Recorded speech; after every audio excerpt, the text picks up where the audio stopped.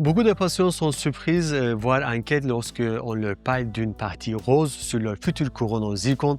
Certains refusent même cette option dès le départ, pensant qu'elle est purement esthétique ou artificielle.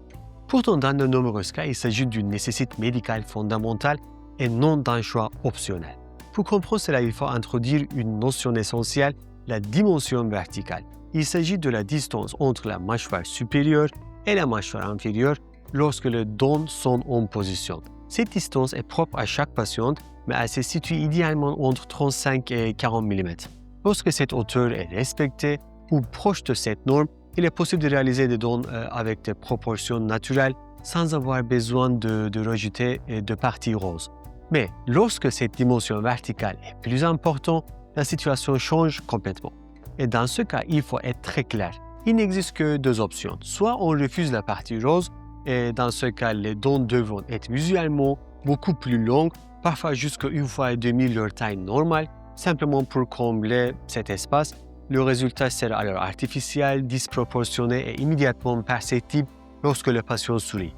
Soit on décide de réduire artificiellement cette hauteur en rapprochant les mâchoires avec les dents, ce qui entraîne une conséquence directe, la mâchoire inférieure se projette vers l'avant, modifiant l'équilibre du visage et de l'occlusion. Dans la réalité, il n'est pas possible d'ignorer cet espace. Les dents doivent toujours se rencontrer dans une position fonctionnelle correcte. Cela signifie que cet espace doit être compensé soit par des dents anormalement longues, soit par une structure intermédiaire en zircone, ensuite maquillée en rose pour reproduire une gencive naturelle. C'est la seule manière d'obtenir un résultat à la fois esthétique et fonctionnel. Si cette compensation n'est pas réalisée correctement, les conséquences peuvent être importantes. Une dimension verticale mal respectée peut entraîner des douleurs articulaires, une sensation permanente d'inconfort, des troubles de l'occlusion, voire une oussure prématurée ou des fractures de restauration. Dans certains cas, les patientes ont même la sensation que leur bouche ne se ferme jamais complètement.